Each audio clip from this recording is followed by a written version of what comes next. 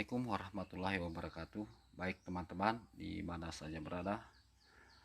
Sebelum saya mereview bila yang ada di depan saya ini, saya ucapkan terima kasih kepada rekan kita yang bernama Silong yang telah menghadiahkan saya sebuah cenderamata. Ini adalah malela teman-teman. Jadi bila ini malela, panjangnya kisaran hanya 2 jengkal sampai di paksinya. 2 jengkalan saya ya, sampai di paksi. Malela yang secara kasat mata dilihat hitam ini waktu baru terkirim, tapi ini saya sudah bersihkan. Silong bisa melihatnya sendiri seperti apa penampakannya. Kalau menurut saya malela ini berasal dari rongkong ya, dari rongkong. Kenapa? Karena bilahnya ini agak hitam, tidak keabu-abuan. Biasanya kalau yang dari Korea itu agak keabu-abuan. Tapi walaupun misalnya agak kehitam-hitaman atau keabu-abuan, tetaplah unsur-unsur nikel itu selalu ada. Jadi dia tidak begitu hitam atau abu-abu. Ini ketika saya gosok bukan amplas ya, gosok melalui kertas, muncullah bintik-bintik yang nikel ini, bintik-bintik putih ini yang nikel ini. Kalau kita perhatikan ya, ini pisau sekaligus difungsi gandakan sebagai senjata tajam. Sepuhannya pun di sini semua agak-agak hitam. Kalau tidak digosok, cuma saya gosok, akhirnya muncullah bintik-bintik putih ini ya teman-teman. Jadi ini sungguh sangat luar biasa, karena barusan ada malela yang menurut saya yang diberikan, entahlah kalau teman-teman lain, tapi ini yang diberikan ke saya yang selama ini termasuk besarnya. Ini agak besar, 2 jengkalan. Yang pernah pesan badik malela sudah bisa dilihat, tapi ini bukan badik. Kalau mau direstorasi nanti jadi badik. Kalau untuk difungsikan kembali lah, difungsikan kembali untuk dibawa kemana-mana, jadi badik. Karena sebenarnya seorang laki-laki Bugis itu ketika berjalan, dia itu 3, fisiknya, batinnya, dan badiknya. Menurut orang-orang tua dulu, jadi fisiknya, batinnya, dan badiknya.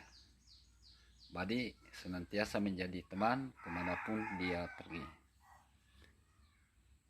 ya. Ini agak tipis ya, tidak terlalu tebal, karena memang malela, rata-rata malela agak tipis. Saya ingat dulu waktu saya memberikan sebilah, ada 2 malela keabu-abuan yang pernah saya temukan juga dari rekan. Saya berikan sama Panrilia satu, saya satu. Yang satu ini itu sudah dipelihara sama teman yang ada di Maros. Kemudian yang satunya saya berikan ke Panrilias. Nah ini membuktikan waktu ditempa Panrilias, ternyata pamor nikelnya keluar cantik. Pada awal datang itu tidak ada nikel ya, masih abu-abu polos. Tapi ternyata setelah ditempa lipat malah kok jadi nikel ya, muncul nikelnya. Itulah uniknya malela. Di samping berfungsi sebagai bahan baja, ternyata masih ada nikelnya ya. Biasanya baja tidak ada nikel kalau baja-baja sekarang, atau baja-baja luar Sulawesi. Mungkin karena memang tempat kandungan materialnya di sana itu pada dasarnya adalah nikel yang mengandung, atau besi yang mengandung nikel, atau nikel yang mengandung besi ya. Bisa di lamanya peradaban, tuanya peradaban yang ada di dulu itu bisa ditemui jejaknya sampai hari ini. Bukan cerita dongeng dari negeri 1001 malam yang tidak ada faktanya. Ini Lu itu ada faktanya. Ini termasuk salah satu fakta sejarah. Ada Malela Rongko, Malela Oreo, ada besi pamor, bahan pamor, ada tempat peternakan kerbau, ada tempat pertempurannya, ada tempat penempaannya, ada landasan tempah. Nah, nanti saya sudah ada landasan tempah walaupun tidak terlalu besar, hanya kisaran kurang lebih 5 kilo. Itu sementara saya bersihkan. Nanti kita bikin video juga ya, supaya semua terurai jelas. Ada hasil produknya, ada tempat menempahnya, ada landasan tempah, ada palu tempah, ada tangnya, dan ya macam-macam lah ya. Tentu jadi pertanyaan, dari mana mereka mendapatkan ilmu mengolah logam itu, metalurgi itu, padahal zamannya masih sangat kuno. Jadi peralihan perunggu ke besi, atau peralihan bagaimana ya, peralihan mega, karena saya bukan juga ahli sejarah. Harusnya dikupas tuntas habis oleh ahli sejarah ini tentang peradaban ini. Tapi sayang, referensi kalau bukan kita berdasarkan dari referensi Belanda, nihil ya,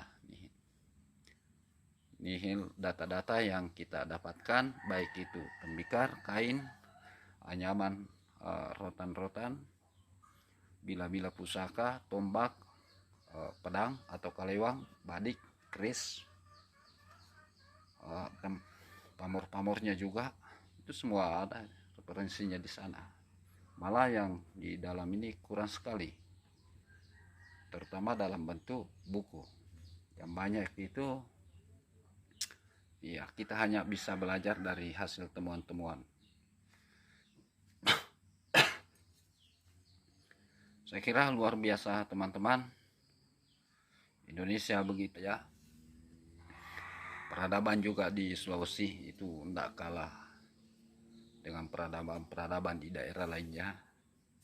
Terus selama ini kurang dibahas, itu yang sangat disayangkan. Kenapa tidak dilakukan penelitian yang secara tuntas, secara real tentang peradaban tua yang ada di sana.